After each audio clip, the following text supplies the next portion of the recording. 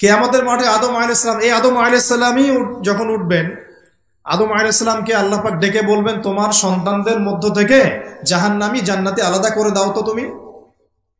তা আদম আলাইহিস সালাম বলবেন, ইয়া আল্লাহ, কতজন জান্নাতি, কতজন জাহান্নামী?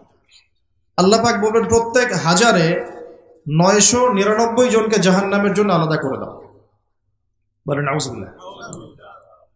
এই হাদিসটা শোনার পরে সাহাবায়ে কেরাম রাদিয়াল্লাহু আনহুম খুব বিচলিত হয়ে পড়ল। তখন নবী সাল্লাল্লাহু আলাইহি ওয়াসাল্লাম আশ্বস্ত করলেন যে ওই যে 1% জান্নাতি দেখা যাচ্ছে, এগুলো উম্মতে মুহাম্মাদের মধ্যেই বেশি হবে ইনশাআল্লাহ।